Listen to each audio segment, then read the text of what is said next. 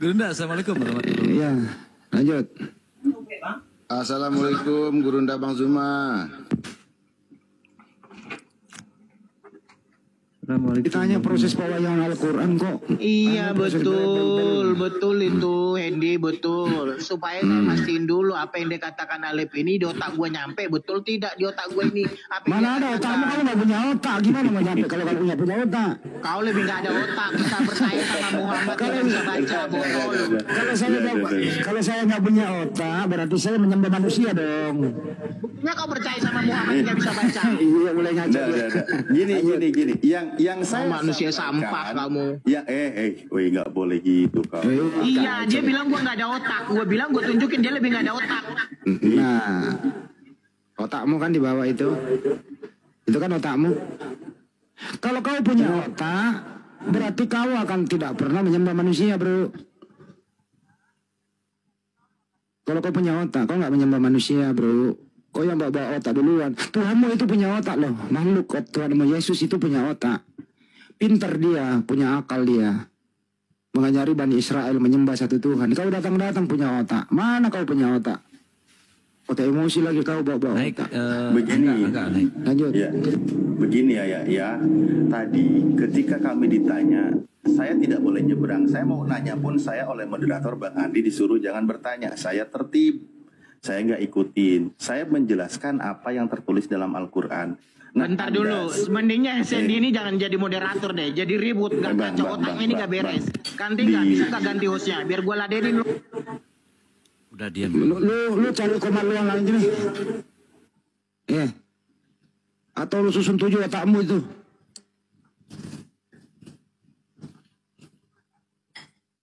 Lu susun 7 otakmu itu lu. Itu Orang si tadi. Angga naikin. Ya, pengen yang lain aja. Gurunda katanya. Kau asal dulu otakmu dulu. Gue blacklist lu ya. Di mana room muslim gue blacklist lu. Mau apa lu?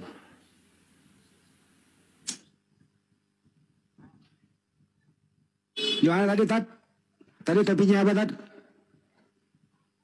Ya pewahyuan. Makanya tadi saya kan berusaha tertib. Ketika disuruh fokus menjawab bagaimana aturan pewahyuan di dalam Islam sesuai dengan ayat. Ketika saya tadi mau tanya, moderator bilang jangan, ya saya tidak bertanya, saya tahan. Oke, mestinya tadi si Otennya tuduh ya. Kau ikuti juga aturan, kau jawab dulu, kau jelaskan dulu, maksudnya kau jelaskan dulu tentang pewahyuan, baru nanti boleh bertanya. Itu kalau mau mengikuti aturan yang baik, gitu. Tapi kau tidak mau mengikuti, karena kau bilang ajaran di Islam belum masuk di otak kami, ya. Jangankan ajaran Islam masuk di otak kalian, ajaran kalian sendiri aja nggak masuk di otak kalian, itu masalahnya. Susah kali ajaran kalian masuk di otak kalian, makanya kalian nggak akan masuk, apalagi ajaran Islam gitu. Ya silakan, monggo tadi siapa Angga ya, moderator naikin. Ya itu si Angga naikin tuh.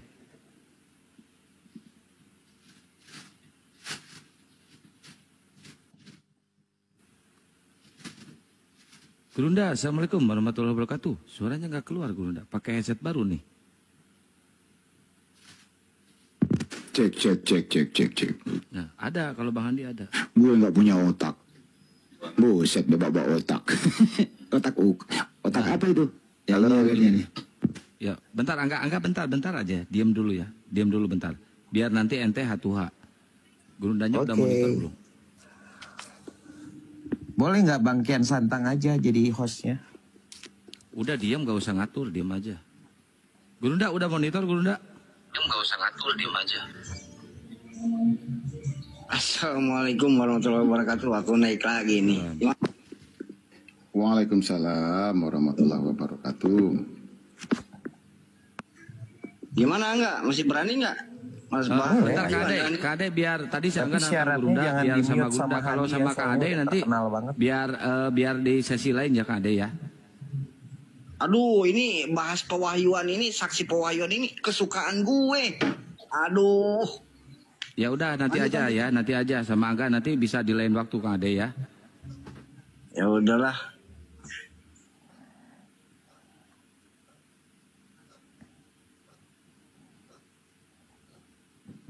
Biar dia hatuha dulu. Saya pengen tahu nih.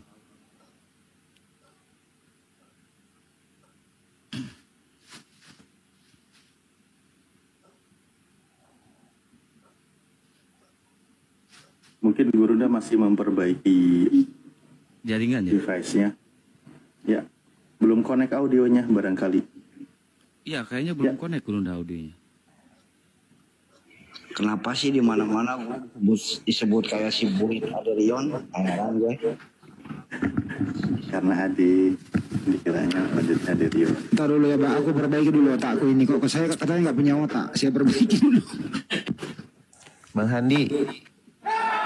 Udah monitor Gurunda. Bang Handi tahu nggak? Bang Handi terkenal si Raja Mute. Waalaikumsalam. Waalaikumsalam. Udah nggak usah dilayanin Bang Handi, biarin aja. Waalaikumsalam warahmatullahi wabarakatuh. Enggak, ini cuma ngasih tahu aja. Terkenal banget Raja Mute dan Raja Kick. Kenapa ya Bang? Kenapa sih? Enggak, maksudnya di di komunitas kita. Udahlah, jangan bahas yang remeh-temeh. Jangan bahas yang Ini remeh-temeh. seriusan, jadi kalau yang lain mah enggak, cuma Bang Handi aja kayak siap tuh. terkenal Jangan Raja bahas Mute. remeh-temeh dah. Lanjut aja lah. Jangan bahas yang gitu-gitulah. Tuh ada Bang Jumat tuh. Nggak apa-apa, Silakan. biar tahu Bang Handinya. Enggak, udah nggak usah. Ini tadi Angga lu pertanyaan lu apa tadi ke Gurunda terus lu? Apa pertanyaannya? Oh, itu kemarin kan saya diturunkan.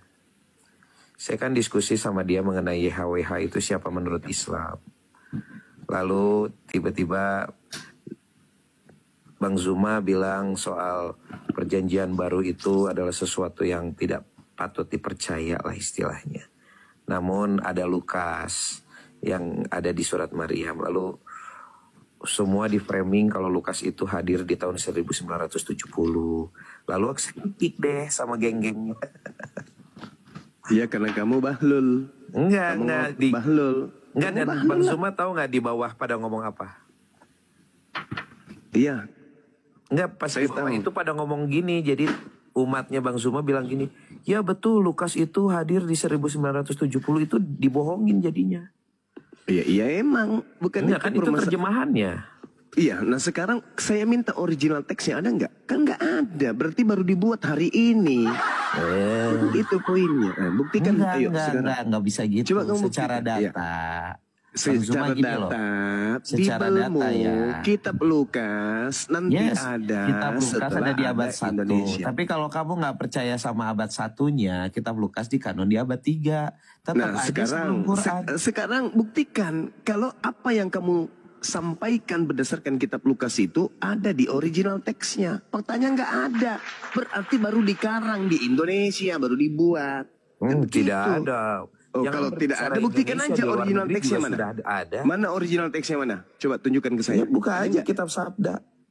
Buka aja Kitab Sabda. Nggak ada yang bisa kamu kibulin. Lagian Enggak. Yesus tidak mengenal buku Lukas.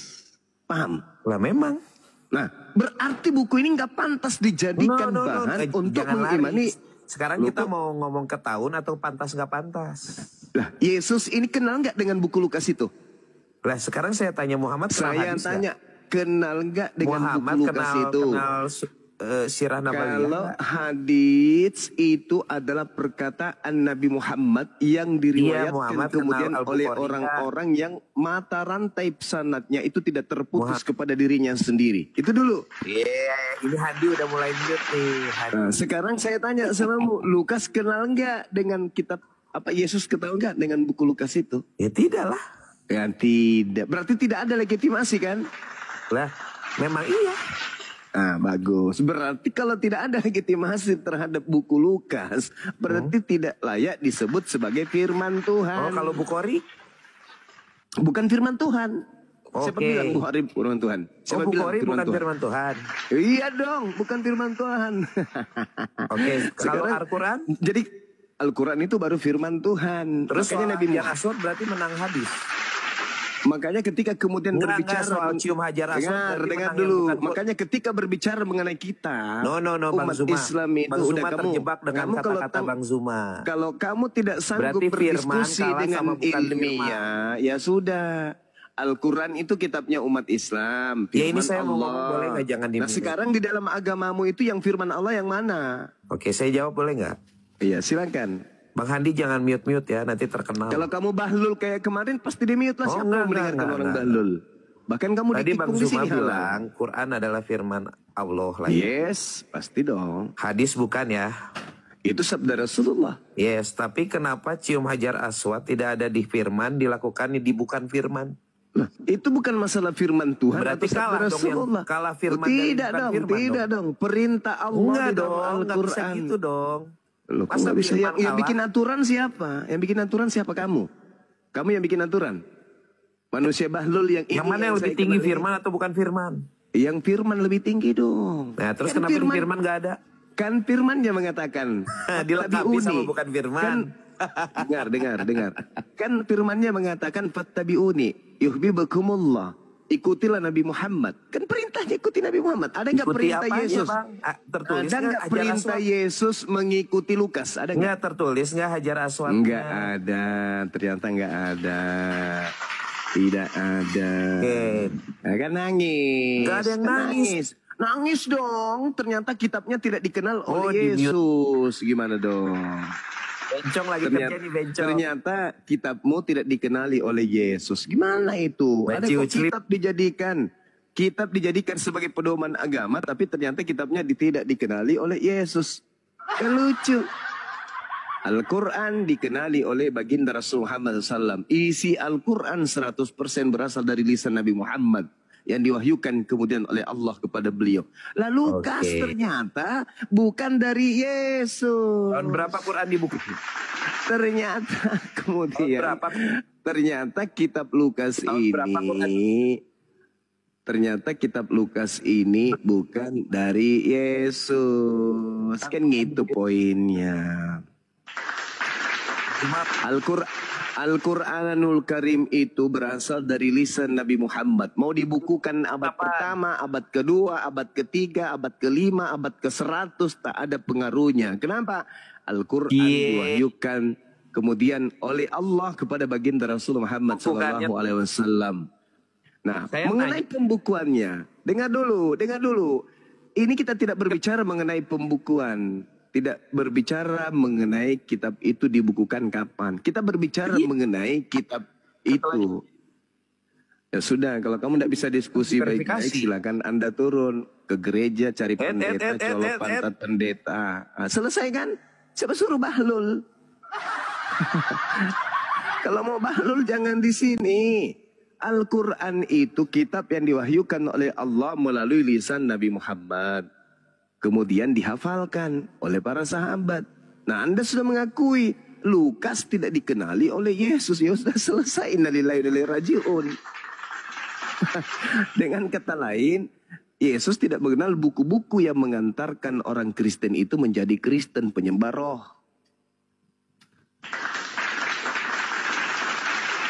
Gak bisa. Jangankan kitab kamu itu, jangankan setara dengan Al-Quran, setara dengan hadis doif saja nggak bisa. Kitabmu hanya setara dengan kitab hadis maudhu, hadis palsu. Kenapa? Karena kitabmu itu ya penulisnya berbicara mengenai Yesus, tidak ada sanad sampai ke Yesus. Begitu kawan. Kalau kamu mau berdiskusi dengan baik, di sini tempatnya. Kalau cuma mau ngotot-ngototan di gereja, kok ke gereja sana. Ya, silakan teman-teman. Kalau masih ada yang mau diwaraskan, biar nggak gila permanen kayak tadi.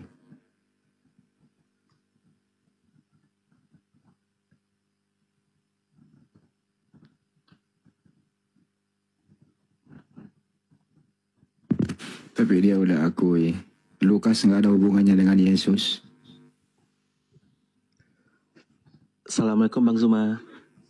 Waalaikumsalam. Assalamualaikum semuanya. Mau nyampeinnya dari keluarga kita dari Pekanbaru. Kemarin aku baru pulang Pekanbaru, ngeliatin video-video Bang Zuma ke keluarga gitu kan. Pada ketawa, pada seru gitu. Apalagi ngebahas soal di agama sebelah itu nggak ada halalnya gitu loh. nggak ada haramnya ya, halal semua gitu. Kalau pas video Bang Zuma yang aku tunjukin, kalau kapal terbang bisa digoreng, dimakan juga. Kita sekeluarga pada ketawa Bang Zuma. Iya itu faktanya. Segala sesuatu halal bagiku kan gitu. Pokoknya dari keluarga salam semua deh buat API dari di Pekanbaru itu di Perumnas Rumbai kita. Kemarin kan aku baru pulang ya ke Pekanbaru. Tapi Masya Allah. Tapi kapal selam bisa digoreng. Oh iya dari Palembang. Saya di bawah aja ya. Saya mau nyimak di bawah aja ya. Bang Kang Juma sehat selalu dan semuanya. Alhamdulillah, makasih Kang. Udah. Kapan ya kita Selalu, saya Bang tuh Zuma. pengen ketemu loh, benar serius. Kapan loh Kang? Lah kemarin Kang ada gimana sih? Aduh, saya mah enak nyimak, enak nyimak di bawah aja lah. Saya bukan si Burit Aderion, saya bukan. Aduh, jangan anggap saya tuh di mana-mana dianggap si Aderion aja, heran saya. Iya Bang, iya Bang. Oke, saya izin turun ya. Salam sehat semuanya, jaga kesehatan. Assalamualaikum warahmatullahi wabarakatuh. Iya Bang Zuma, itu aja sih sampai salam-salam. Iya, makasih. Makasih ya. Pekanbaru. Sehat selalu Bang Zuma. Semuanya. Amin. Andi, Alfi, Ya. Ya, Ustaz. Masya Allah. Sahabat-sahabat yang ada di Pekanbaru, Masya Allah. Sehat semua, panjang umur, dimudahkan urusannya. Allahu Akbar, takbir. Masya Allah. Allahu Akbar. Assalamualaikum. Waalaikumsalam warahmatullahi wabarakatuh. Waalaikumsalam warahmatullahi. Sakit hatiku, kitabku ilegal bedeng. Capek ibadah, tapi kitabnya tak dikenali Yesus.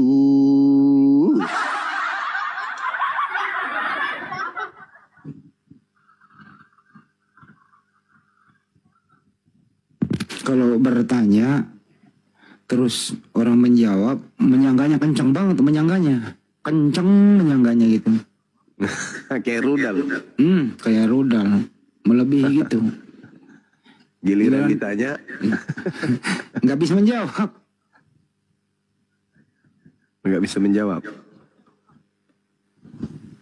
Oh, tapi jawabannya tadi terpaksa itu, antara Lukas dan Yesus nggak nyambung katanya. Terpaksa dia. Iya. Suaranya noise nggak saya Bang ini? Nggak, aman.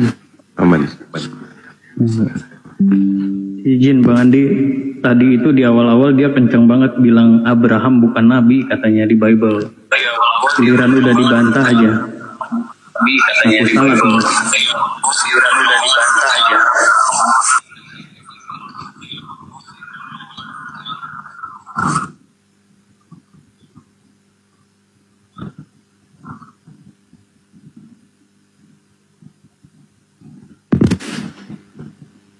Ya memang mereka ini kan selalu berpendapat sesuai seleranya aja sih.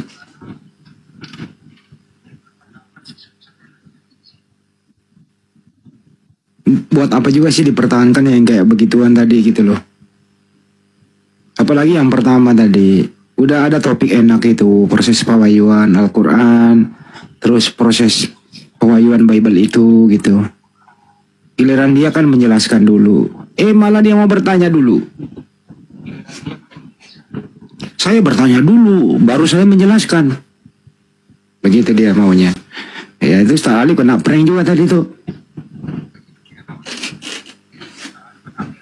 Gua atur baik-baik, disangka gua otoriter bawa apa sih? Aku nggak punya otak, buset dah.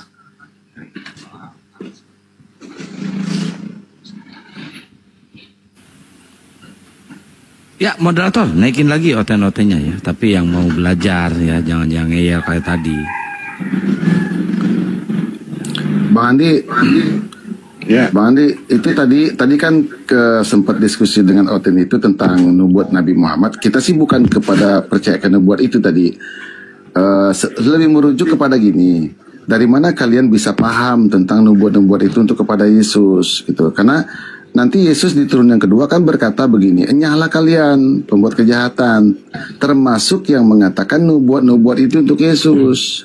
Gitu Bang Andi. Jadi bukannya kita percaya sih, bukannya kita mau bukannya numpang-numpang ke kenubuatan kitab mereka, enggak, tapi tentang membahas kalian itu telah membuat suatu nubuat atas nama Yesus. Sementara Yesus berkata nubuat itu bukan untuk aku, makanya enyahlah kalian, gitu Bang Andi. Nanti Bang Andi salah paham lagi. Enggak gitu tujuannya. Ini Mac ini Muslim apa Kristen, Mac? Mac. Aduh, ngebak ini Bang. Gue relak dulu ya. Hah? Ngebak. Oh, lagi ngebak. Ya udah, ngebak aja sana dulu. Alfi. Hadir. Tadi ada pertanyaan dia itu. Sebenarnya kita bisa menjawab mengenai proses kapan penulisan Al-Quran. Bisa dijawab, tapi melebar kemana-mana begitu. Abang Yuma udah menjawab. Kita nggak terfokus pada proses penulisannya. Bisa kok diterangkan kapan ditulis, di zaman kapan. Tapi yang dimaksud di sini adalah mengenai Al-Quran itu bukan bersandarkan pada tulisan itu, karena datanya bukan tulisan. Gak apa-apa deh Alfi, jawab deh. Iya. Jawab aja gak apa-apa, silakan. Metode pengajaran Al-Quran itu kan menggunakan metode talaki. Namun kalau dijelaskan apakah Nabi Muhammad mengenal Al-Quran, jelas, karena ada 60 penulis yang diperintahkan oleh Nabi, 65 penulis. Bentar ya. Ada kok data ini.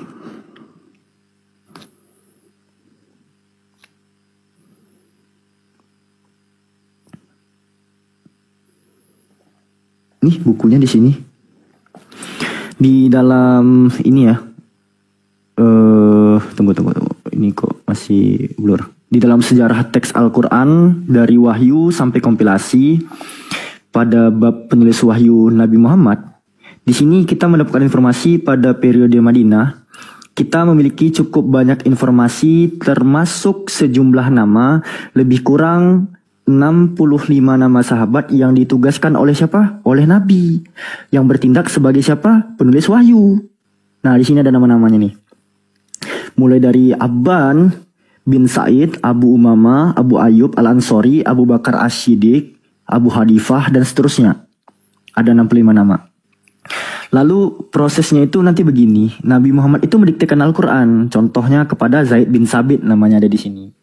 Sewaktu ayat Al-Jihad turun, Nabi memanggil Zaid bin Sabit, ya, membawa tinta dan alat tulis. Lalu Nabi itu mendiktekan kepada Nabi. Lalu di sini dikatakan Zaid itu membacakan ulang di depan Nabi Muhammad agar yakin tidak ada sisipan kata yang masuk ke dalam teks pewahyuan tersebut. Gitu Deng Handi. Lalu yang kedua, ada satu riwayat di dalam hadis Nabi Muhammad itu melarang umat muslim untuk membawa suhuf-suhuf Al-Quran, untuk membawa lembaran-lembaran Al-Quran ke negeri musuh. Gitu. Agar apa? Agar musuh itu tidak merampas Al-Quran tersebut dari umat muslim. Jadi jelas Al-Quran itu udah eksis di zaman Nabi Muhammad masih hidup. Gitu. Silakan. Makasih, katanya ada yang mau syahadat. Siapa Bang Handi? Tahu tuh. Siapa yang mau syahadat Bang dibawa? Naik aja sini, naik. Naiklah. Afi juga. Oh, ada yang mau syahadat tadi ya. Apalah. Siapa Bang yang mau syahadat? Silakan naik. Itu si Tompul nggak tahu ya. Tadi si Edis itu dipermalukan Ustadz Wapi, nggak nonton ya? Apa pura-pura nggak tahu? Ini kali yang mau syahadat nih. Coba Kang. Belum nampak di sini. Satu Tuhan. Selamat malam. Bukan. Muslim itu. Assalamualaikum. Waalaikumsalam. Waalaikumsalam. Saya mah Islam. Turunin aja Bang, Bang. Terima kasih Bang. Ya. Kenapa minta naik itu?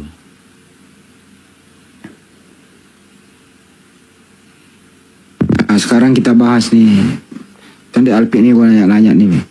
Ini dulu nih yang baru naik nih, silakan. Sendal apa nih? Sendal sobek. Silakan. Assalamualaikum. Waalaikumsalam. Waalaikumsalam. Warahmatullahi wabarakatuh. Silakan.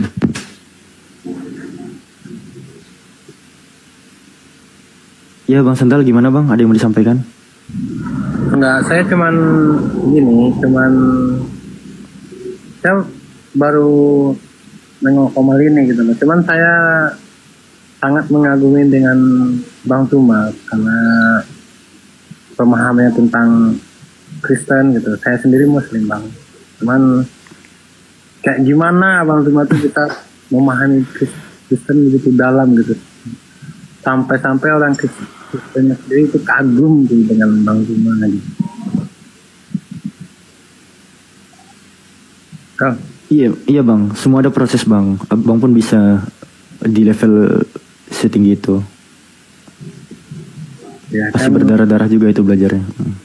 Tapi fokus aja mempelajari keislaman kita sendiri. Itu ya Bangku ya.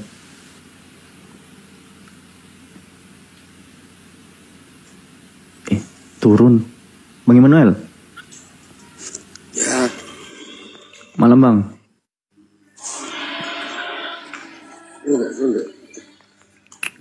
Bang Immanuel. Ya, selamat malam. Malam abangku. Jumatan mingguan Bang. Ya. Jumatan mingguan abangku. Muslim apa Kristen Bang? Kristen Bang. Mau diskusi mantap. Silakan.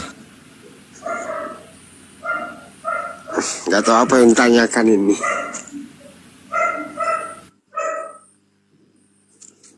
Abang mau mungkin bertanya, silakan Bang.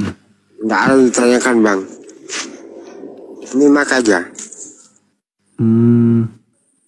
Abang masih menuhankan Yesus Bang? Tidak. Oh tidak. Jadi siapa Tuhan Abang? Ya. Siapa Tuhan Abang? Kalau menurut Alkitab, Allah. Oh Allah. Yesus Tuhan atau bukan? Utusan. Utusan. Wah mantap. Jadi Yesus bukan Tuhan gitu? Bukan. Mantap. Ya udah Bang Zuma nih. Tinggal di asyhadu aja ini.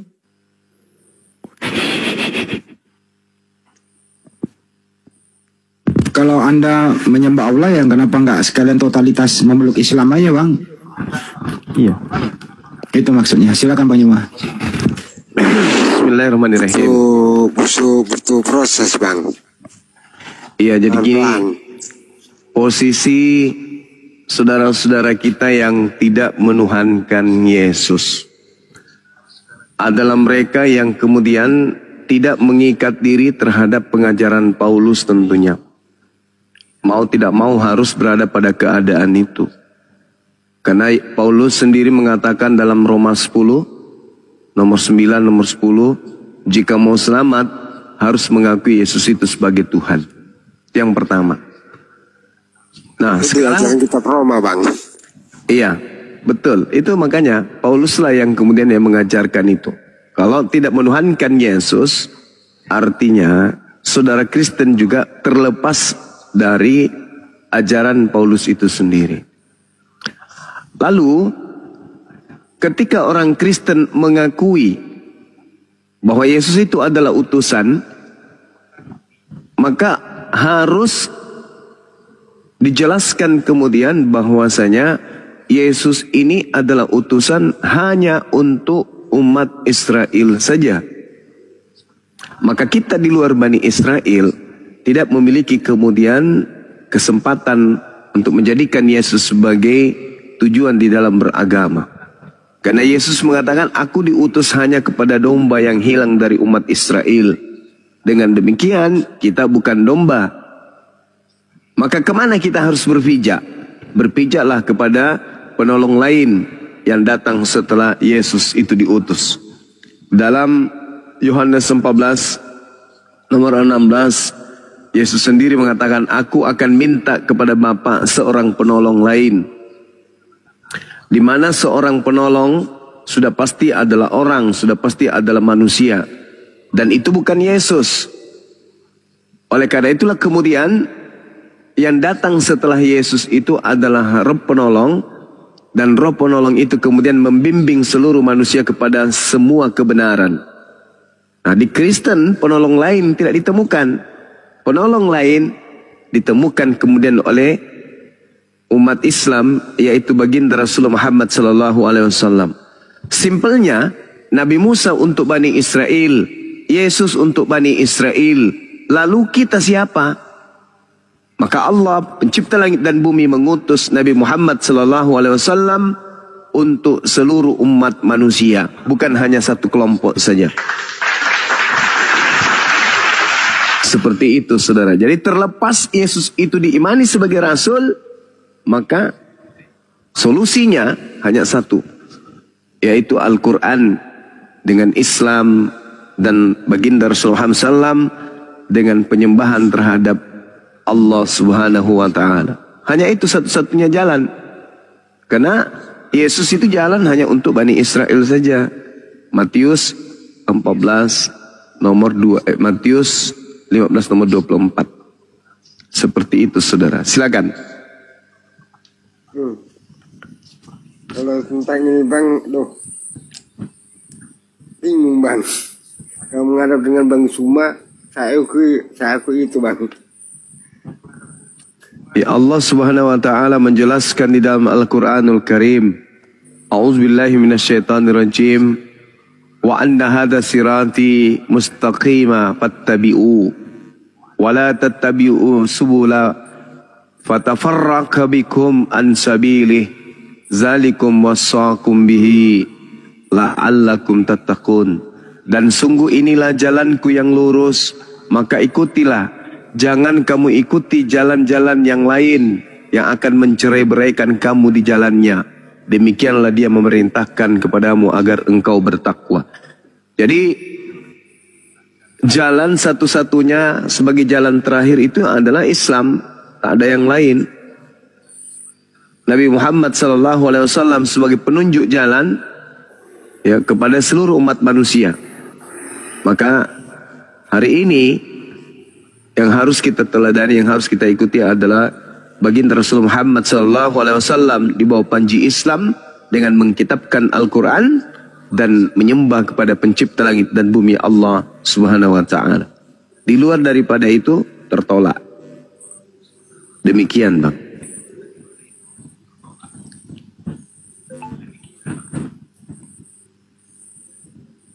Ya, menurut saya masih butuh proses Bang. Iya, belajar terus. Belajar terus Bang, belajar terus. Saya selalu mengikuti konten-konten Bang Suma. Alhamdulillah. Semua. Ketika Olan dan Yoga bersyahadat saya ikuti. Iya, mudah-mudahan Abang Immanuel dapat hidayah. Amin. Pelan-pelan. Terima kasih atas penjelasannya, hikmahnya, hidayahnya. Iya Bang. Terima kasih Bang, banyak. Sama-sama. Semua itu. Bang Muhammad itu utusan, Isa juga utusan, Yesus juga utusan. Semua utusan, nggak ada yang dikatakan Tuhan di sini. Alhamdulillah. Kalau ada yang mengatakan Yesus itu Tuhan, berarti itu bidah. Bidah Kristen, sungguhnya penyesat. Iya. Sudah lama saya ikuti Bang Suma tentang konten Bang Suma, lama sekali. Banyak video saya simpan. Alhamdulillah. Ya sekinya gitu aja Bang. Nanti berikutnya saya akan diskusi. Ketemu lagi di komal-komal berikutnya. Amin. Bang Immanuel mau mualaf? Ya.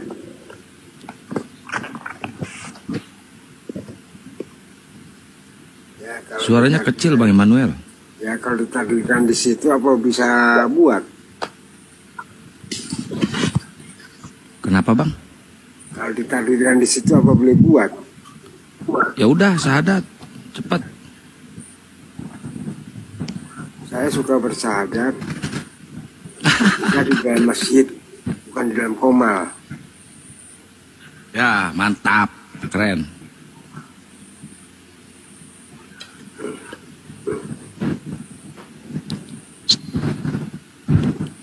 Bang Nias, Muslim apa Kristen, Bang Nias? Kristen, Bang. Ya, ada mau ditanyakan atau ingin ditanya, silakan Bang. Atau mau diskusi dua arah? Enggak, aku bukan mau diskusi, Bang, cuma mau nanya aja. Mau nanya, silakan.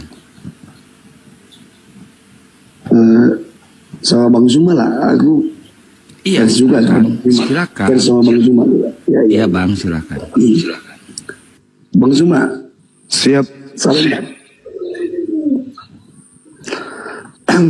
Bang Zuma, aku mau nanya ini. Iya, silakan Bang. Izin ya Bang ya. Silakan. Janji surga di Islam itu gimana itu Bang konsepnya Bang? Aku kalau yang awam ini Bang ya nanya ya Bang ya. Iya. Kalau di Islam itu Bang, tidak ada yang bisa menjamin dirinya itu bersih dari dosa. Tidak ada yang bisa menjamin dirinya tidak melakukan kesalahan baik kepada Tuhan maupun kepada sesama manusia. Oleh karena itulah kemudian jaminan Allah kepada umat Islam itu sangat-sangat sempurna. Al-Quran surah At-Taghabun ayat 9, Allah subhanahu wa ta'ala kemudian menjelaskan, A'udzubillahi minasyaitonirrajim. Bentar Bang, izin Bang. Surat apa tadi Bang? At-Taghabun. Ya lanjut. At-Taghabun ayat 9. Kalau tidak salah dia surah ke-64. QS 64 ayat 9. Iya, lanjut. Yauma yajma'ukum liyaumil jam'i dzalika yaumut taghabun. Ingatlah pada hari ketika Allah akan mengumpulkan kamu seluruh manusia pada hari perhimpunan. Itulah hari manusia kemudian diungkapkan kesalahan-kesalahannya. Dan barang siapa beriman kepada Allah dan mengerjakan kebajikan, niscaya Allah akan menghapuskan kesalahan-kesalahannya dan memasukkannya ke dalam surga. Mereka kekal di dalamnya selama-lamanya. Itulah kemenangan yang agung. Jadi di Islam, beriman kepada Allah, melakukan amalan soleh, maka Allah akan menghapus dosa-dosa kita dan Allah memasukkan kita ke dalam surga, kekal di dalamnya selama-lamanya. Ini kaidah surga, janji surga di dalam Islam. Ya. Seperti itu kawan. Ya, juga ya. Iya, silakan. Juga diterang. Iya, silakan. Enggak Bang, ada jaga anak nih. Iya. Juga diterangkan di dalam Al-Quran surah Fussilat ayat 30. QS 41 ayat 30. A'udzubillahi minasyaitonirrajim. Innal ladzina qalu rabbuna Allah tsumma istaqamu tatanazzalu alaihimul malaikatu alla takhafu wa la tahzanu wa abshiru bil jannah. Sesungguhnya orang-orang yang berkata, Tuhanku adalah Allah, kemudian mereka meneguhkan pendirian mereka, maka malaikat-malaikat akan turun dan akan berkata, janganlah kamu takut, janganlah kamu bersedih hati, dan bergembiralah kamu dengan surga yang telah dijanjikan Allah kepadamu. Nah ini umat Islam jelas kaidahnya. Innal ladzina qalu rabbuna Allah. Barang siapa yang berkata Allah adalah Tuhanku, maka kata Allah, bergembiralah kalian dengan surga yang telah dijanjikan kepada kalian. Tuh jaminannya sangat jelas sekali. Ya. Makasih Bang penerangannya. Iya. Terima kasih Bang N. Pertanyaan selanjutnya boleh nggak Bang? Boleh. Itu jaminannya tadi kan, jaminan surganya kan. Iya. Tetapi aku mau tanya nih Bang, soalnya di Kristen kan beda itu surganya sama surga Islam. Iya. Kalau surganya Islam, aku betul nggak tahu isinya apa itu Bang.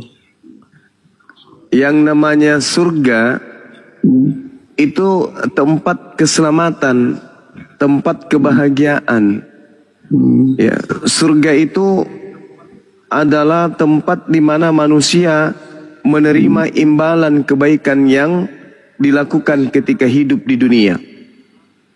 Di dalam Al-Quran banyak diceritakan, kemudian misalnya dalam surah Ar-Ra'd ayat 29, surga adalah Ar-Ra'd ayat 29, surga adalah tempat kebahagiaan yang kekal.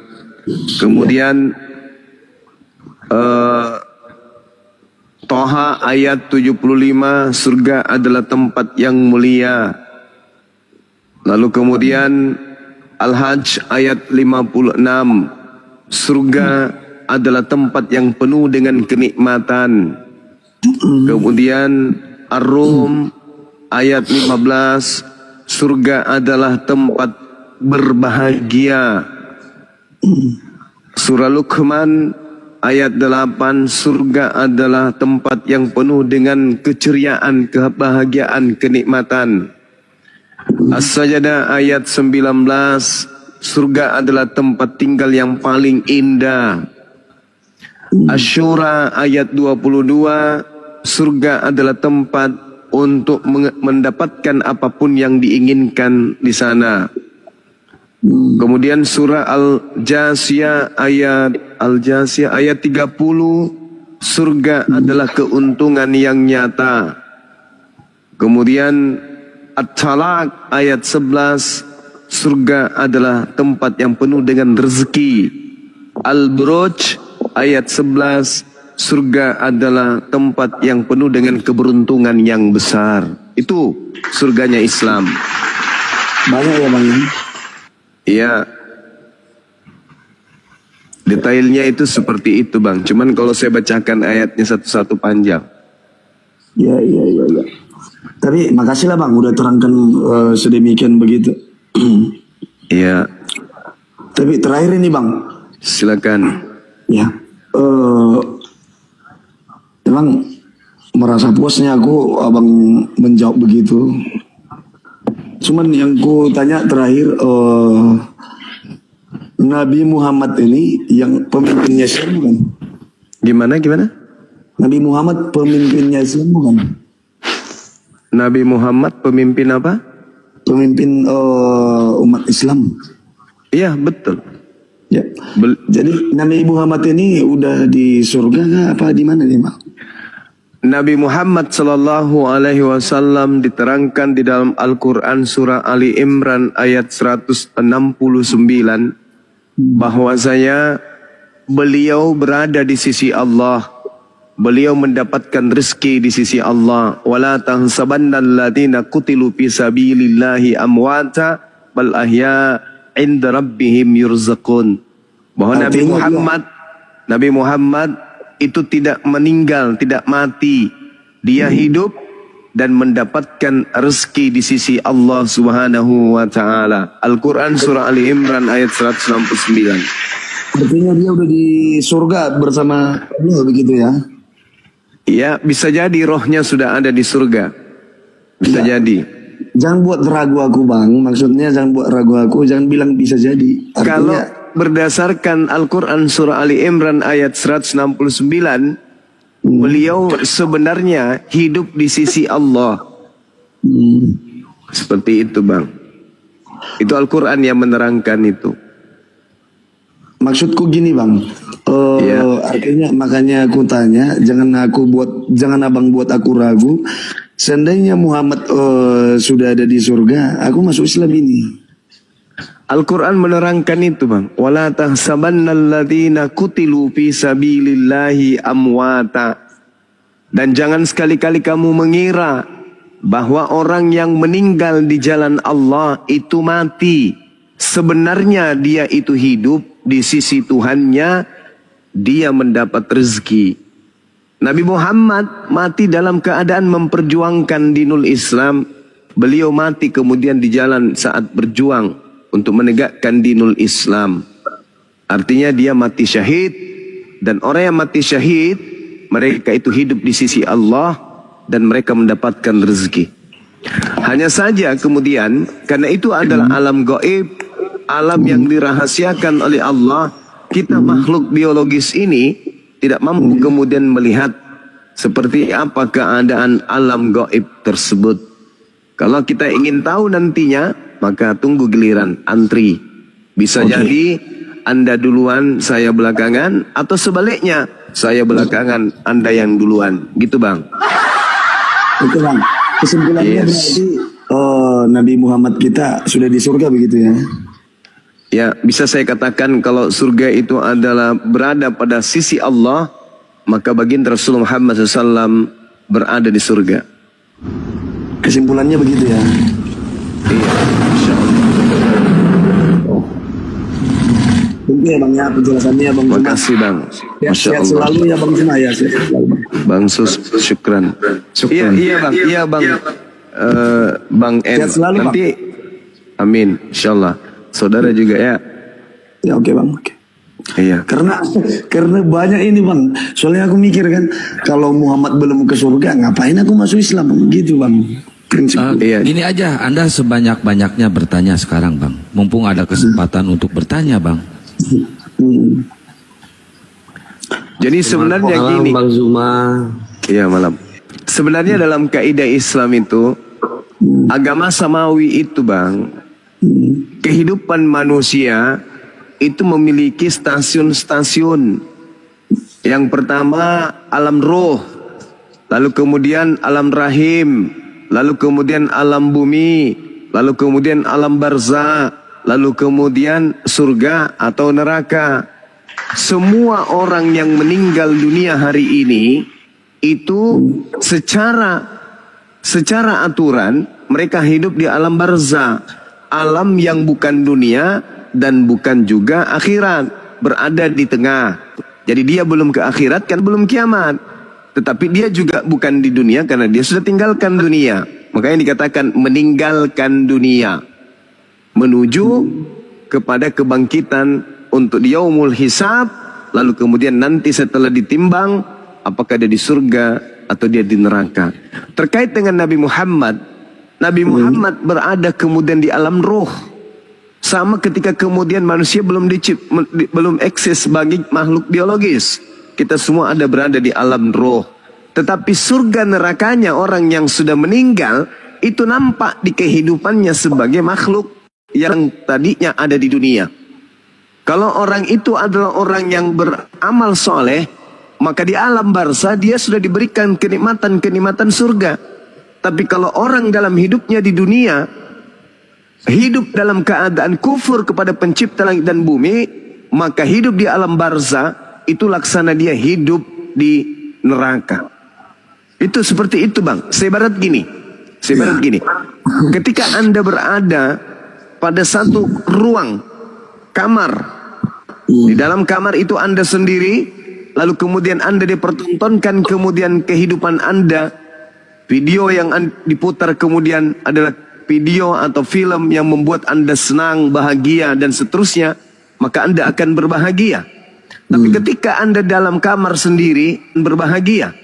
Tapi ketika Anda dalam kamar sendiri diputarkan film yang seram, menakutkan, mengerikan, maka Anda akan ketakutan. Nah, ini keadaan yang dialami oleh manusia di dalam alam barzah. Ketika amal ibadahnya ketika hidup di dunia itu banyak, maka yang mereka rasakan dalam kehidupan alam barzah itu adalah kebahagiaan. Sebaliknya, ketika kemudian dia hidup di dunia itu penuh dengan kemaksiatan, ingkar kepada pencipta langit dan bumi, maka di alam barzah kemudian mereka hidup dengan sengsara. Belum masuk ke neraka, sudah merasakan kemudian bunga-bunga neraka. Begitu juga sebaliknya, orang selamat belum masuk ke surga, sudah merasakan kemudian indahnya surga. Itulah yang disebut bahwasanya wala tahsabanna alladziina qutilu fi sabilillahi amwata. Jangan mengira orang yang mati dalam jalan Allah itu mati sebenarnya mereka itu hidup di sisi Tuhannya dan mendapat rezeki. Itu bang. Dengan jawaban tersebut. Oke bang. Oh nggak apa-apa ya nih sekali lagi ya bang ya. Siap. Muhammad kan pemimpinnya Islam bang. Ya. Pernahkah Muhammad bersyahadat bang? Jelas. Manusia pertama yang kemudian syahadatain beliau. Ketika beliau menerima kemudian perintah sholat, maka disitulah kemudian beliau bersyahadat. Yap. Dia gimana itu bang bunyinya bang? Sama seperti yang umat Islam lakukan. Wa ashhadu anna Muhammadar Rasulullah. Kenapa dia harus mengakui kerasulan Nabi Muhammad yang adalah dirinya sendiri? Sebab bukan dia yang melantik dirinya menjadi rasul, bukan dia yang melantik dirinya menjadi nabi, bukan dia yang mengutus dirinya untuk menjadi nabi dan rasul. Maka dia pun harus dia harus menyadari bahwa aku ini nabi, aku ini rasul. Jangankan dirinya, orang lain pun diharuskan kemudian mengakui dirinya sebagai nabi dan rasul, apalagi dirinya. Maka ketika dia menerima perintah salat, dia bersyahadat, asyhadu an la ilaha illallah wa asyhadu anna Muhammadar Rasulullah. Seperti itu kawan. Oh, jadi itu maksudku bang kan, makanya aku tanya itu karena dia menyebut namanya di dalam syahadatnya itu. Iya betul, memang betul. Dia bersaksi kalau dirinya sendiri itu adalah rasul. Iya betul. Oke bang. Jadi thank you lah bang. Baik saudara. Iya bang. Thank you lah pemaparannya. Aku puas dengan jawaban abang. Mungkin makasih. Harus banyak belajar lagi ya bang ya. Silakan bang. Thank you lah bang ya. Makasih ya. Salam ya. Makasih bang. Betul dulu bang. Terus kapan abang ini mau kembali ke Islam bang? Kembali ke Islam. Aku Kristen dari dulu kan. Dulu waktu bayi anak Muslim loh itu. Enggak lah. Malam Bang Zuma. Ya udahlah. Dari lahir aku Kristen. Iya bang. Thank you ya bang ya. Iya bang. Iya makasih. Sehat selalu bang Zuma. Makasih bang. Ya bang, makasih bang. Ya, bang. Sehat selalu ya bang. Makasih bang Zuma udah dinaikin. Assalamualaikum. Siap. Waalaikum. Waalaikum. Hantar mau ngehujat atau diskusi? Bukan mengujar bang, saya cuma mau nanya sama bang Zuma ini satu aja bang. Ya silahkan tapi jangan ngeyel ya. Oke siap. Jadi begini bang Zuma, tadi kan bang Zuma bernarasi ataupun berdakwah mengenai Nabi Muhammad. Nabi Muhammad sudah berada di sisi Tuhan, berarti sudah meninggal ya, wafat ya. Ya. Wafatnya itu karena apa Bang Zuma? Karena ajalnya sudah sampai. Mohon maaf Bang Zuma, ajalnya udah sampai. Iya. Dengan jalan apa Bang? Jatahnya hidup di dunia udah selesai. Maka beliau kembali innalillahi wa inna ilaihi rajiun. Ajarannya sudah tamat, risalah kenabian dan kerasulannya udah selesai. Maka tugasnya udah selesai, dia harus kembali kemudian kepada Allah. Begitu. Ya. Bukan karena ada hal sesuatu Bang dia wafatnya Bang? Nggak ada, karena memang sudah selesai. Masanya sudah selesai. Oh gitu. Mohon maaf Bang, bukannya yang diracun itu Yesus, Hunter. Ya, kalau mengenai racun, yang diracun itu Yesus, betul. Ada dalilnya Bang? Bukan mati karena diracun Bang. Ada dalilnya nggak Yesus diracun Bang? Ada. Yohanes 19 nomor 30. Gak boleh gitu Bang, saya kan nanya bagus-bagus Bang. Loh, Anda bertanya kan? Anda bertanya, ada nggak buktinya Yesus diracun? Saya jawab, Yohanes 19 nomor 30, Yesus mati gara-gara diracun. Anda kan bertanya, jadi saya jawab, karena saya paham Bible. Kan gitu kawan. Ya dong, ya dong, ya dong, ya dong. Ya dong, ya dong, ya toh dong, ya toh dong. Iya dong. Iya Bang. Tapi keislaman Abang nggak sejati loh Bang. Abang nggak jujur. Kenapa saya nggak jujur? Anda ingin mengatakan Nabi saya diracun? Seluruh dunia tahu Muhammad mati kena racun. Oh, enggak dong. Enggak. Sekarang begini. Begitu Dengarkan saya, saudara. Anda ditembak tahun 2023. Anda ditembak tahun 2001. Sembuh nggak luka Anda? Selama 1 bulan, 2 bulan, 3 bulan. Sembuh kan? Tinggal bekas. Kemudian 2005 Anda meninggal. Boleh nggak dikatakan Anda mati gara-gara ditembak? Anda ditembak 2001. Anda berobat, sembuh. Tak ada kemudian lagi luka. Tak ada lagi rasa sakitnya. Nah, kemudian 2025 Anda meninggal. Boleh nggak dikatakan Anda mati kena racun? Apa? Anda mati kena tembak. Boleh nggak? Boleh nggak? Kalau orang tolol boleh. Saya jawab, Bang. Ya, silakan. Itu kan perjalanan Nabi Muhammad itu kan kena racunnya kan udah setahun, Bang. Setahun nenekmu kiper. 4 Bang, 4. Jangan dipintir Bang. Masih ada 4 tahun. Kristen. Masih ada 4 tahun perjalanan dakwah. Dia masih memimpin Haji Wada waktu itu. Artinya 4 tahun setelah beliau makan daging yang dibumbui dengan racun, beliau masih berdakwah selama 4 tahun. Loh, saya tahu, saya paham. Ketika kemudian perang Badar, beliau diracun oleh orang-orang kafir. Oleh orang kafir beliau diracun dan tidak mati pada hari itu juga. Berbeda dengan Yesus, minum setetes sedikit aja anggur asam dia dimakan, mati dia.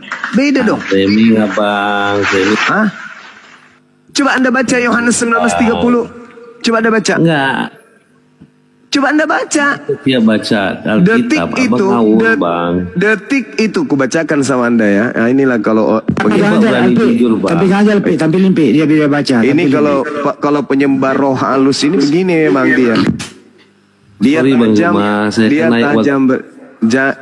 Dia tajam bertanya, tapi giliran disampaikan Bibelnya mulai tuyul, otaknya nggak berfungsi. Sesudah Yesus meminum, dengar. Sesudah Yesus minum anggur asam itu, berkatalah dia sudah selesai, lalu matilah Yesus.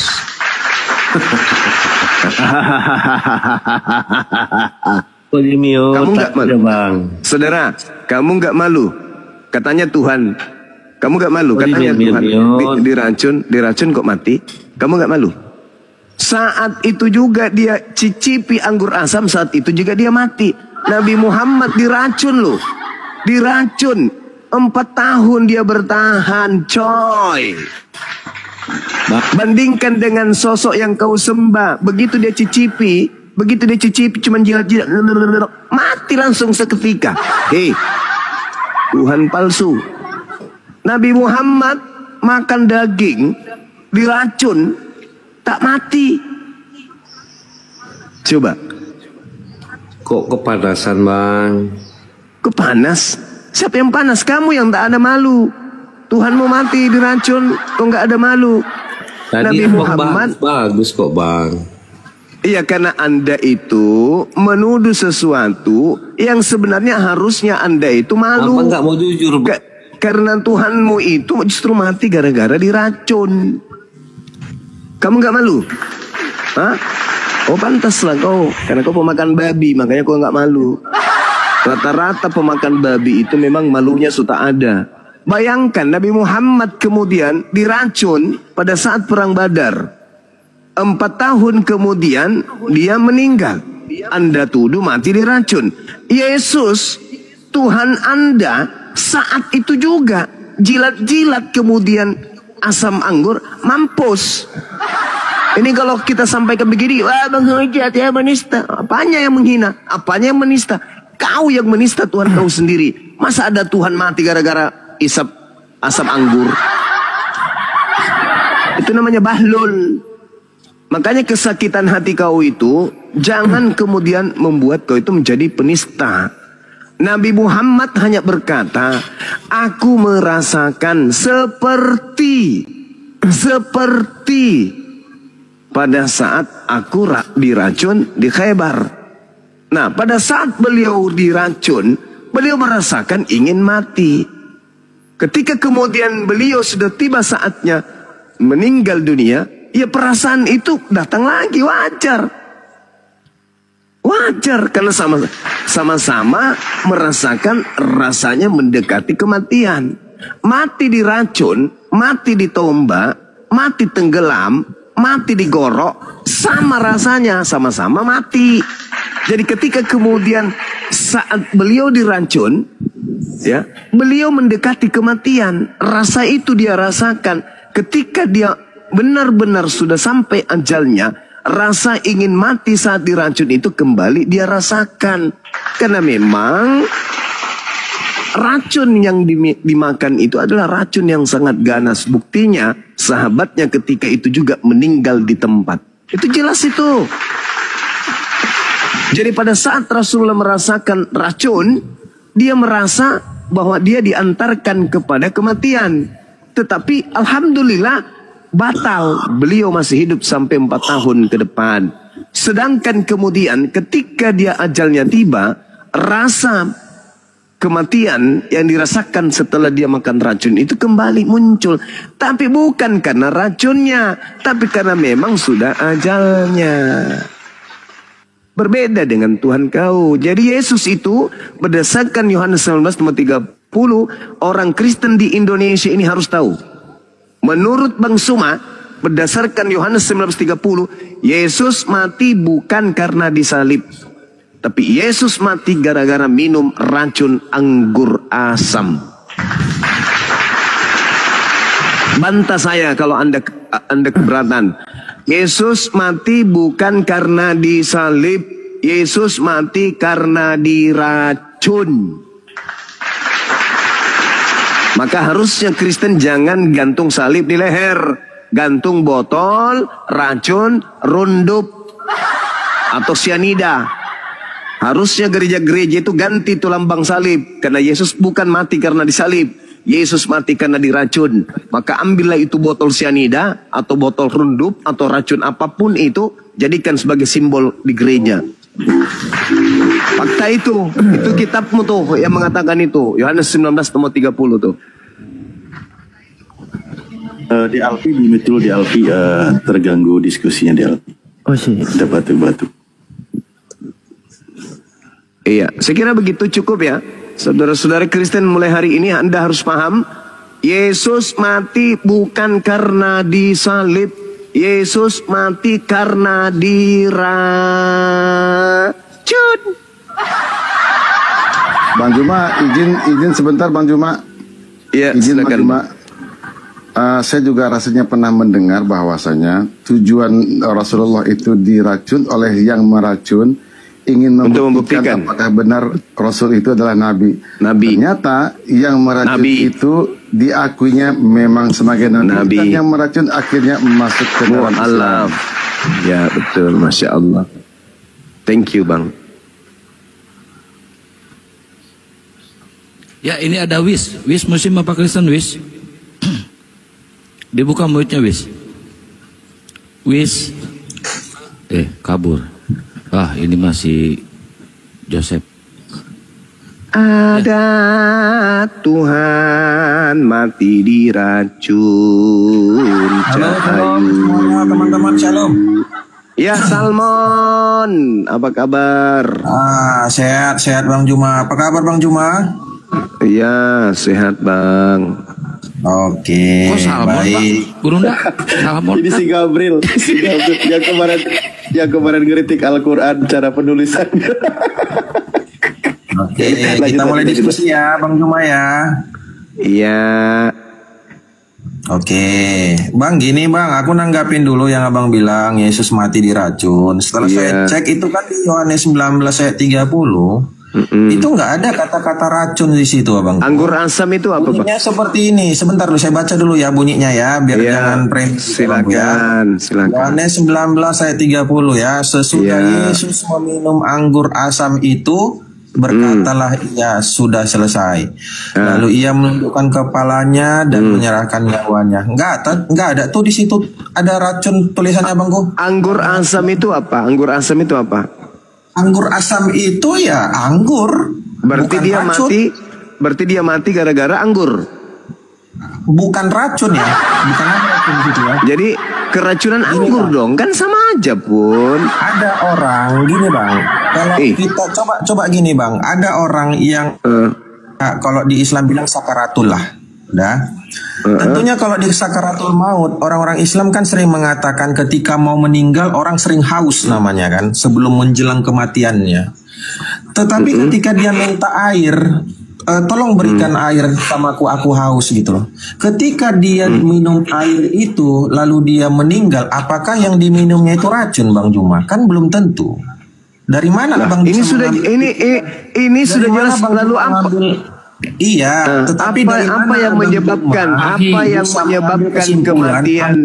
yang menyebabkan kematian Yesus?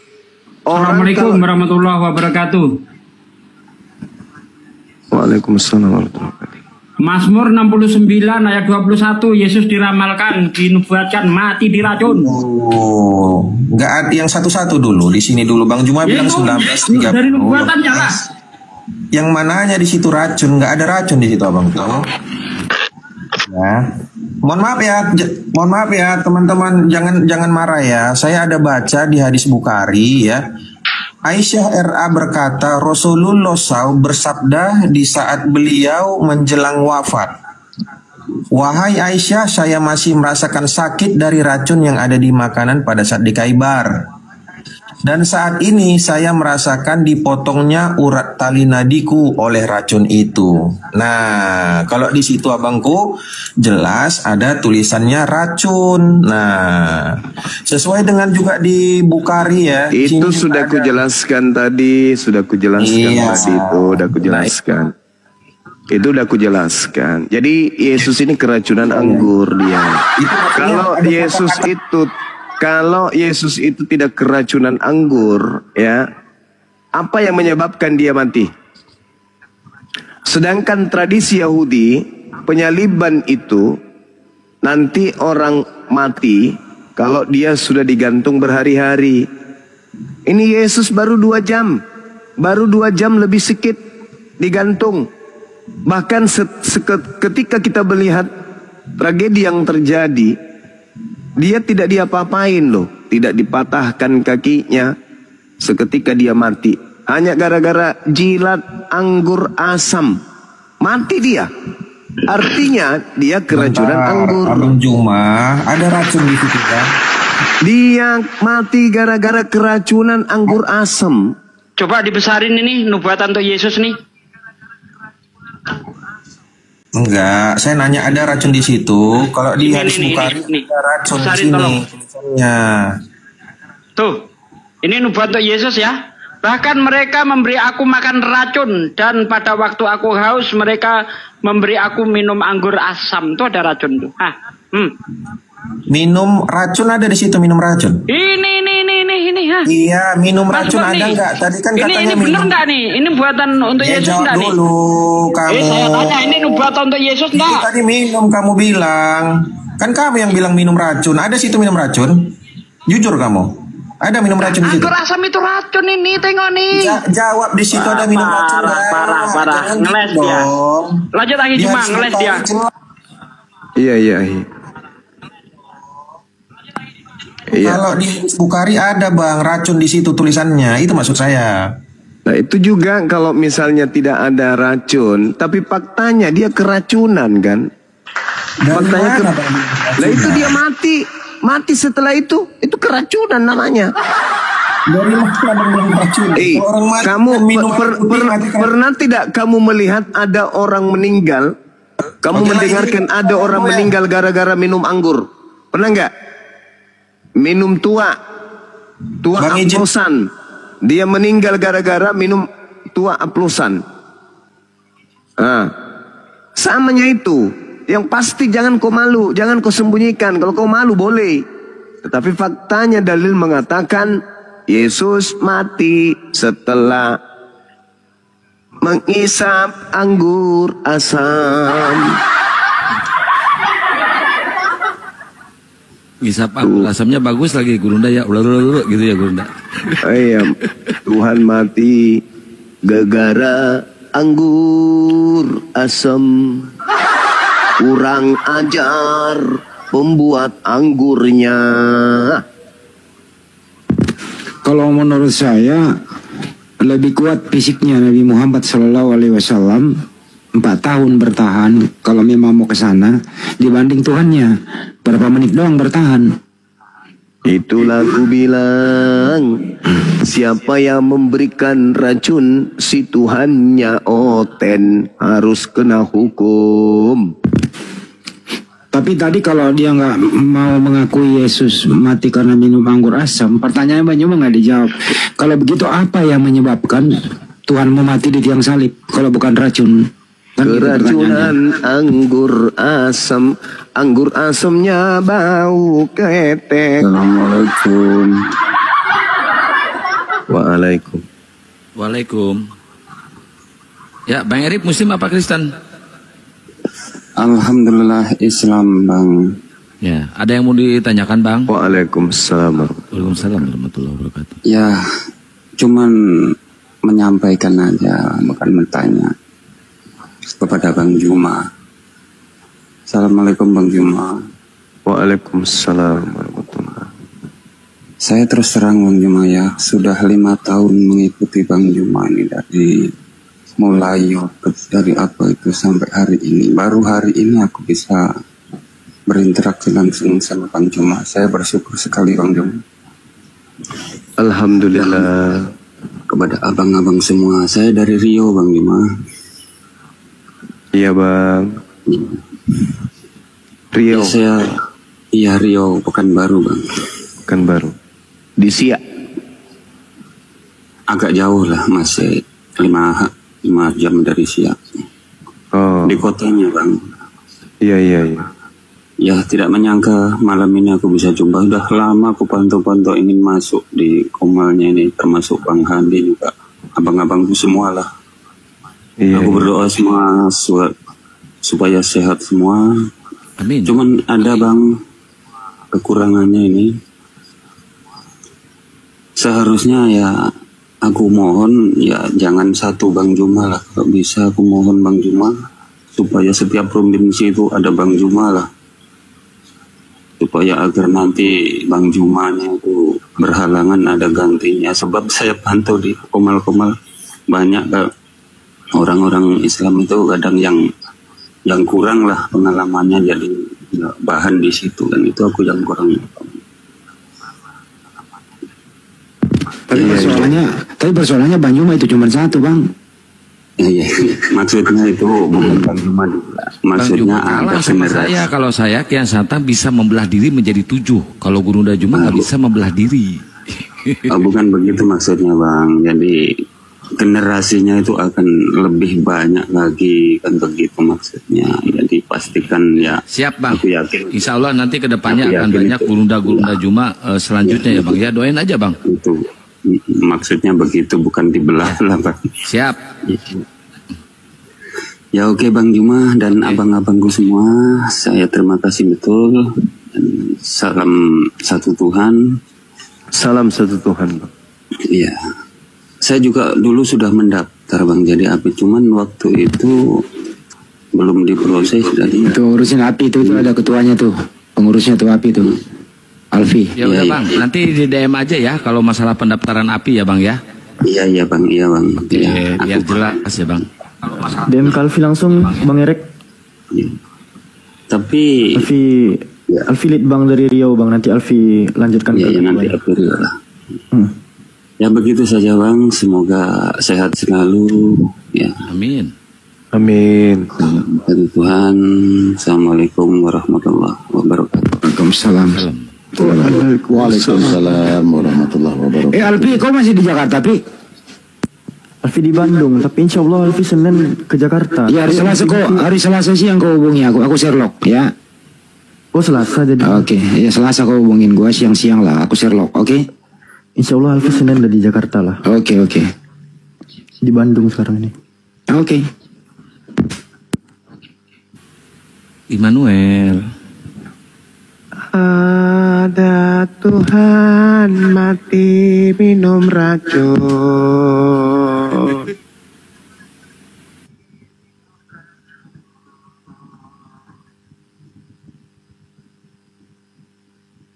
Tuhannya siapa letoy?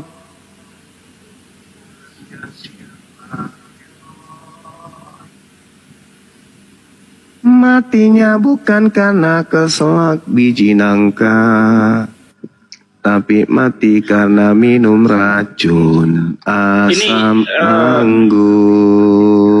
Saya menemukan di sini apa ini mengenai makan racun itu. Mereka memberi aku makan racun. Kata ini berarti suatu tanaman pahit dan sering dicampur dengan ramuan minuman dari tumbuhan yang pahit. Ini menurut tafsir Matthew Henry ya. Orang Kristen sendiri nih yang menafsirkan nih.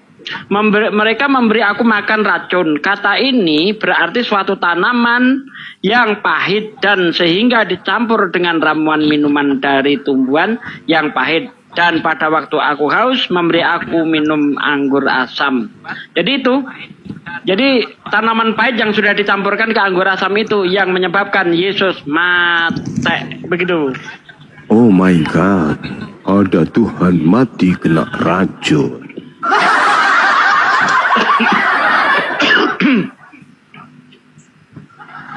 Sebenarnya teman-teman Kristen yang tadi ini data yang tertulis diingkari, terus dia menyerang kepada Islam dengan argumentasi dan nafsunya sendiri. Inilah yang terjadi sebenarnya. Artinya apa di sini? Nggak ada kejujuran. Yang dia tampilkan adalah kebencian. Itu intinya. Betul. Betul. Tidak ada satupun ulama, mulai dari ulama yang paling berilmu sampai kepada umat Islam yang paling awam, awamnya, tidak ada ilmu yang pernah kita dengar Nabi kita mati diracun.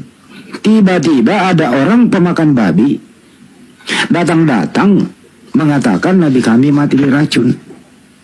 Nah ini benar-benar orang datang ini ya, penuh dengan kebencian, ketidaksukaannya terhadap Nabi kami, ya itu juga agama Islam. Ya kalau nggak suka minimal ya nggak suka aja lah. Janganlah menambah kebotalanmu di sini, nggak enak didengar gitu loh. Itu artinya ada menambah permusuhan, ingin bermusuhan di sini, bukan mau diskusi namanya. Anda bertanya beberapa kali dijelaskan, nanya lagi gitu loh. Dengan argumentasi itu aja. Padahal itu nggak diyakini oleh umat Islam itu.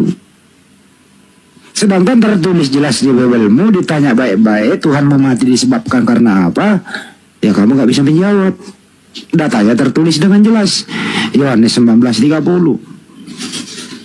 Terus Tuhanmu juga mati di tiang salib dalam seketika. Tidak berhitung jam di sana mati.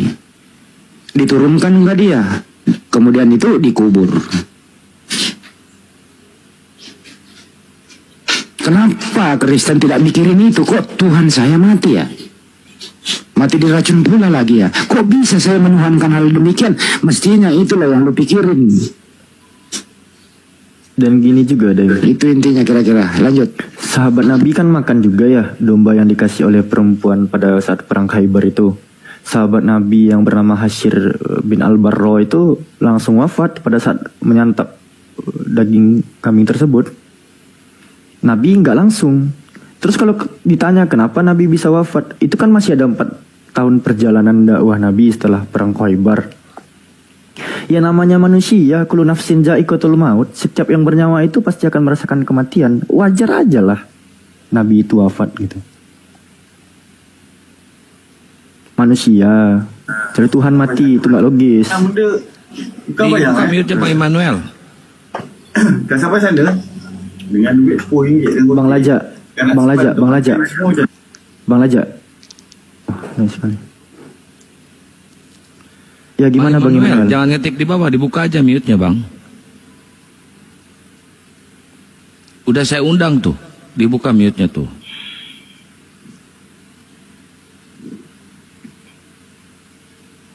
Lagian tidak ada ceritanya orang disalib itu mati dalam waktu singkat, itu nggak ada.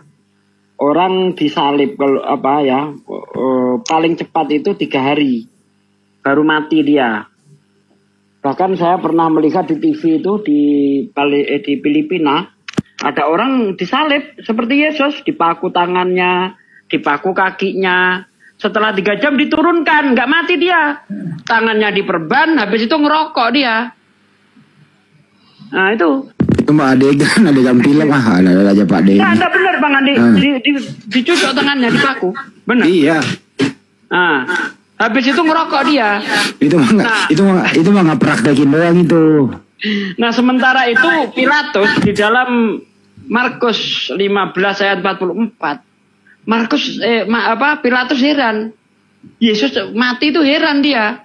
Karena memang tidak ada fakta orang cepat mati disalib itu nggak ada. Makanya 2 orang yang ada di sebelah kanan dan kirinya Yesus, ya, supaya cepat mati, dipatahkan kakinya untuk mempercepat kematiannya. Sementara Yesus nggak diapa-apain, nggak dipatahkan kakinya dia. Kok cepat mati? Oh, ternyata penyebab kematiannya adalah minum racun. Gitu Bang Andi.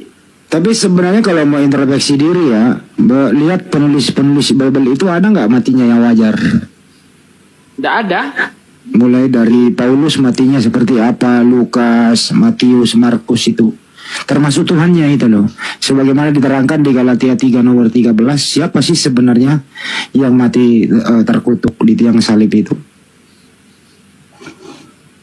Karena memang gini Bang Andi, di dalam Ulangan 18:20, tetapi jika ada seorang nabi yang berani berkata atas namaku tapi bukan dariku, maka nabi itu akan mati. Coba saya bacakan ya ayat 20. Seorang nabi ayat 20, tetapi seorang nabi yang terlalu berani untuk mengucapkan demi namaku perkataan yang tidak kuperintahkan untuk dikatakan olehnya, atau yang berkata demi nama Allah lain, nama Tuhan lain, nabi itu harus mati. Nah, ini mati. Mengada-adakan firman Tuhan tuh mati dia Bang Andi. Makanya nggak ada yang benar matinya itu. Penulis-penulis Bible itu nggak ada yang benar matinya itu. Paulus mati di salib terbalik itu. Ya mestinya teman-teman yang tadi ini introspeksi diri. Kok bisa ada yang kau tuhankan matinya seperti itu? Kok penulis-penulis Bible semua matinya kok tidak wajar gitu? Nggak usah menyerang dulu deh, introspeksi dulu diri dulu, pergunakan dulu akalnya, kritis dikit gitu loh, baru kamu menyerang. Boleh Anda menyerang bagaimana Nabi kami, bagaimana Al-Quran, bagaimana hadis, boleh, tapi ada metodenya, ada caranya begitu. Sedangkan Bible ini kan berbahasa Indonesia, ya bisalah semua orang ngerti gitu. Nah kalau untuk menyerang Islam ya kau punya keilmuan yang kau harus bertahap begitu. Tapi mereka ini yang intinya yang penting menyerang, malu belakangan. Itu intinya di sana. Yang selama ini kita disuguhkan ya. Gua serang nih Banjuma. Ini pertanyaan titipan Banjuma. Kau harus menjawabnya. Pokoknya kalau kau menjawab ini sanggahannya. Itu ilmu saya menurut mereka. Ini bersumber dari mana teman-teman? Bersumber dari Barat. Yang disebut yang anti-Islam, Islamofobia begitu, itu yang dibawa. Siapakah sebenarnya Bapak penghujat internasional ini? Anda tahu semua teman-teman? Coba ketik di bawah sebelum saya jelaskan. Jangan dijelasin, biar teman-teman di bawah juga bisa menggali ilmunya. Siapakah Bapak penghujat internasional? Berasal dari luar negeri, ilmunya masuk ke Republik ini, yang dipakai tiap hari kita dengarkan di sini. Bukan. Jangan CP doang dong, sebut nama aslinya. Robert Horry. Yang terkenal aja, yang baru dia zaman-zaman modern lah. Congorpedia. Jangan CP doang, tulis nama aslinya. Bukan Saifuddin, bukan Saifuddin, bukan. Bukan Edis, bukan. Ah, itu pintar tuh. Naikkan dia dapat pulsa itu. Siapa ini dapat pulsa dia? Ya, dapat pulsa, alhamdulillah, syukron. Ya, Ustaz Suki, nanti saya kirimin nomor saya ya. Dapat pulsa. Silakan menghubungi konter HP terdekat besok. Kamu kasih dia aja, bilang saya minta pulsa atau isi paketan 200.000.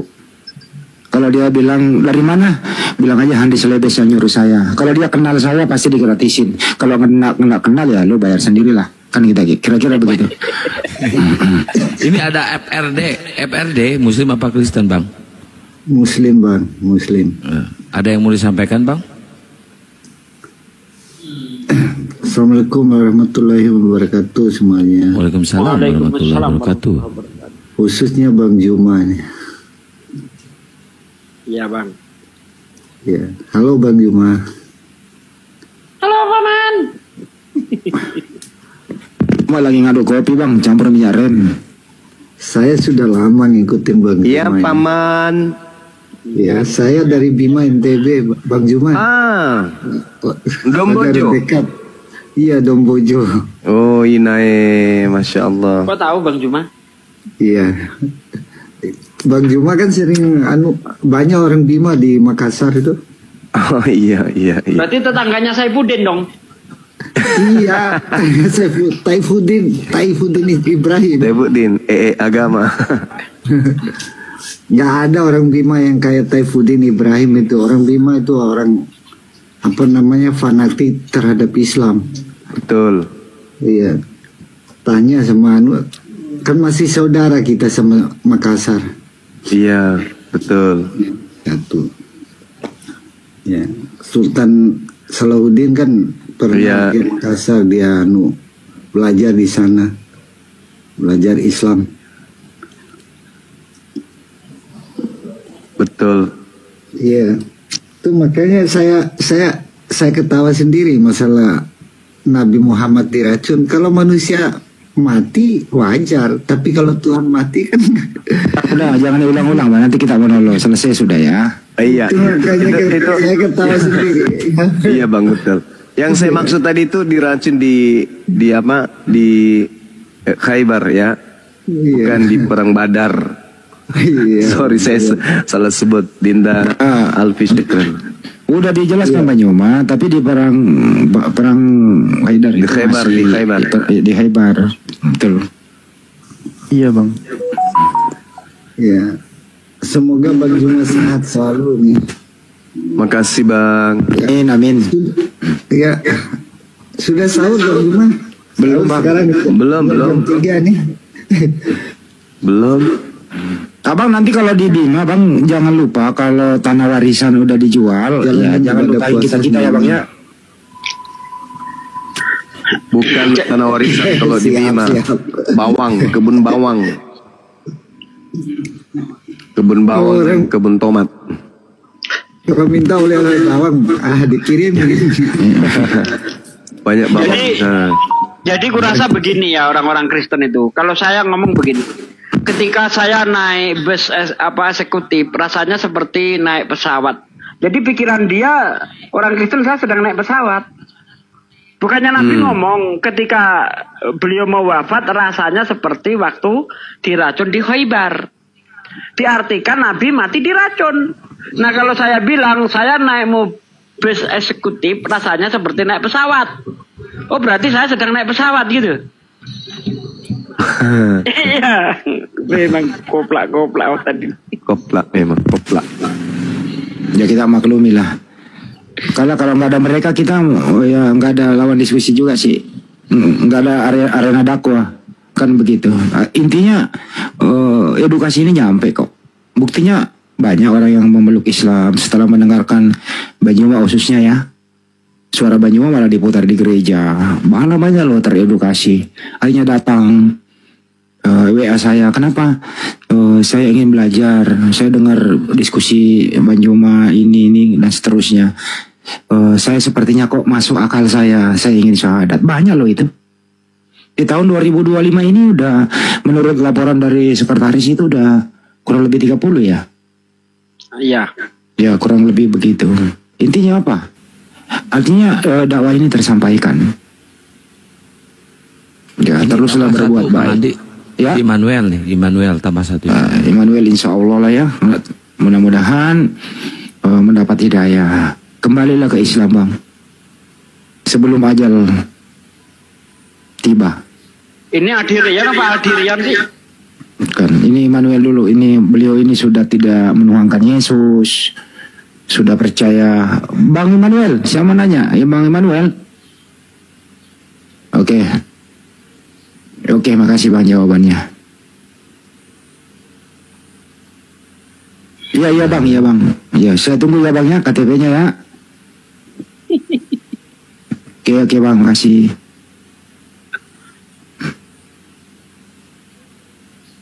Nggak apa-apa bang, nggak usah takut sama keluarga bang.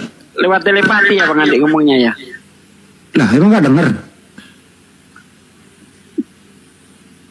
Iya bang. Kira lewat telepati ngomongnya. Dia ngomong begini, saya sih mau tapi dia masih kerjaan, keluarga gitu loh. Nggak denger apa itu? Mana ada? Bahasa roh Ustaz. Bahasa roh ini. Oh, ya udahlah. Cuma gua doang yang denger ya. Iya Pak Immanuel, tidak ada paksaan dalam Islam itu. Yang penting sudah tersampaikan, ya silakan abang yang memilih gitu ya.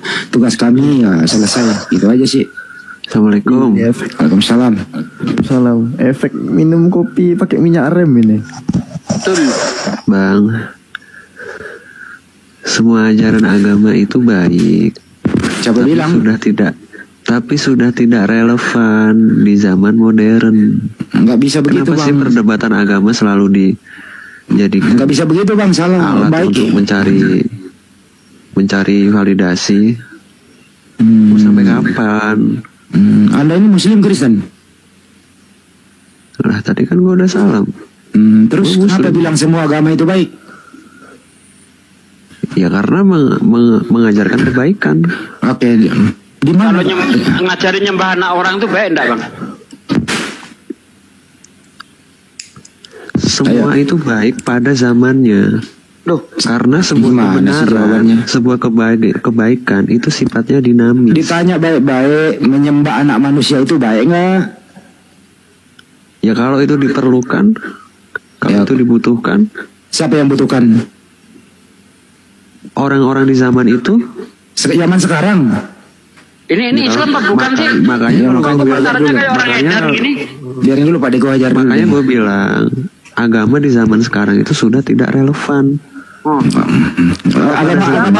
Agama mana yang tidak relevan? Agama mana yang tidak relevan? Semuanya. Bukan Islam ini. Ini bukan Islam. Ya, bukan Islam. Ini menyemot ini, nyemot. Bukan itu, mana ada Islam mengakui. Coba kalau kamu Islam tawud dulu. Coba kalau kamu Islam tawud dulu coba. Sabar dulu Pak, biar Banyuma yang uji. Coba tawud dulu coba. Tawud itu apa? Wah kan kopla kan, tawud aja nggak ngerti. Ngaku Islam bikin malu aja. Tawud aja nggak ngerti. Kalau Kristen ngaku Kristen, nggak usah nyamar kau. Udahlah, nggak usah ngomongin agama. Kita ranahnya Udah turunin orang-orang gak jelas nih, turunin. Jangan diturunin, gue mau ajak dia debat. Taruh jangan polarisasi dong, hanya mau berbaur sama orang-orang. Ya sekarang kau bertuhan nggak? Iya. Siapa nama Tuhanmu? Siapa nama Tuhanmu? Nama Tuhan Allah. Di mana kau mengambil kata Allah itu? Tertulis di mana? Di Al-Quran. Al-Quran tertulis di mana itu? Di ayat berapa? Quran surat apa? Untuk apa? Quran surat apa? Ya, Quran surat apa? Ayat Al-Quran. Di mana tertulis? 1, 2, 3. Jawab dulu. Banyak bang di dalam Al-Quran. Di mana tertulisnya? Kalau banyak, satu ya, aja. Mau validasi apa? Gua harus jawab. Di mana tertulis itu? Yang kau bilang Allah itu sekarang jawab tertulis di mana? 1. Respon dulu 2, pendapat gua. 3. Itu aja udah. Ngapa nyamar-nyamar kayak gitu? Nggak pede dengan agamamu atau gimana? Ya, Bang Hendrik, ada penting apa Bang Hendrik? Dibuka mute-nya Bang. Semua agama itu baik. Bang Hendrik, dibuka semua mute-nya Bang. Yang paling parah tadi ini loh, agama sekarang itu sudah tidak relevan lagi kata dia gitu. Berarti kalau tidak relevan, kamu mengaku Islam, agamamu tidak relevan lagi dong. Kan kocok kau itu. Kau mengatasnamakan dirimu Islam, terus kau bilang Islam tidak relevan lagi, kan kocok. Itu tidak relevan lagi dengan nenek moyangmu itu. Dasar kocok kau. Assalamualaikum. Waalaikumsalam warahmatullahi wabarakatuh. Ada apa Bang Hendrik? Assalamualaikum. Waalaikumsalam warahmatullahi wabarakatuh. Pak Ustadz, tolong minta tolong.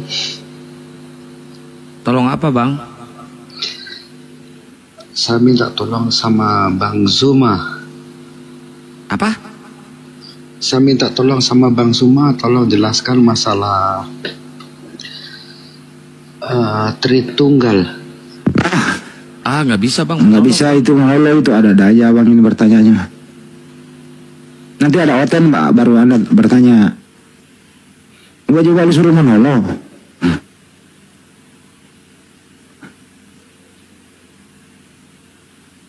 Dinaikkan lagi nih.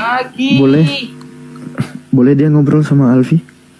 Jangan Nggak ada dinaikkan gunanya, lagi. Ini orang dia gak nggak jelas jelas. ini. Ngapain dinaikin? Bukan Alfi yang naikin, Alfi nggak moderator. Alfi yang hadapin dia coba. Coba naikin nggak apa-apa daripada Nggak usah lah. nggak ada mainan. Nggak usah. Nanti kalau dia Islam malah kita bentrok sendiri. Alfi dikit aja nih kalau ada Bang Mac masih di bawah. Bang, kalau Abang bilang ajaran agama tidak relevan, agama itu mengajarkan jangan nikah sesama jenis, Bang. Bang membenarkan nikah sesama jenis? Coba akal sehatnya dimainkan sedikit, Bang. Karena di hukum moral itu tidak dibenarkan dan itu tidak diatur. Cuman agama yang mengatur hal-hal yang seperti itu tuh. Jadi kalau agama tidak relevan ya silahkan Anda saling bercumbu-cumbuan dengan yang sesama berkumis. Jangan ngaku-ngaku Islam lagi Bang ya.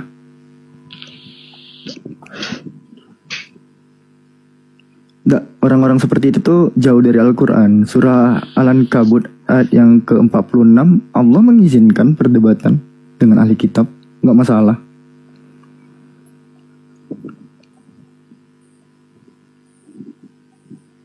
Jadi jangan main ke ranah yang Anda sendiri tidak pahami ya Bang Mek ya.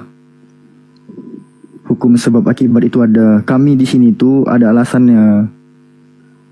Bukan asal-asal tabrak-tabrak doang untuk nyari-nyari mangsa. Tidak. Gak ada asap kalau gak ada api.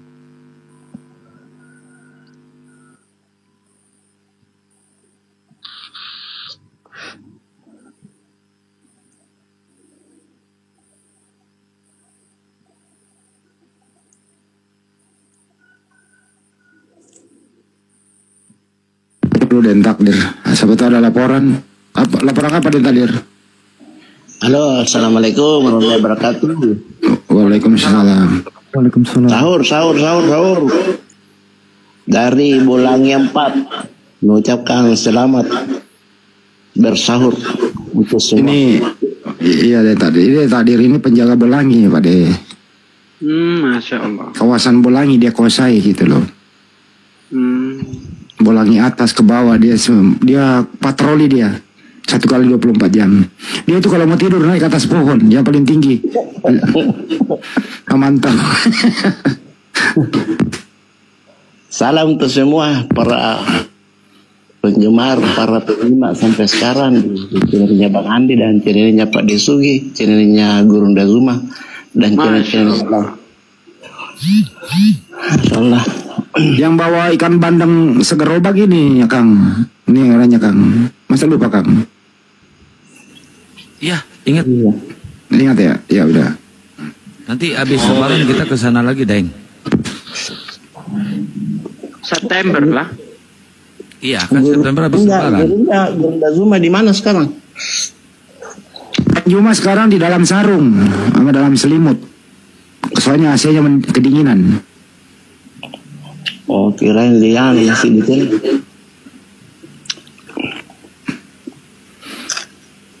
Bang Juma itu omnipresent, kadang dibolangi hari ini, besok ada lagi di Jakarta, lusa ada di Medan. Gue juga bingung menjawabnya. Gitu lah, Deng. Itu kan karena sudah milik umat, Miro.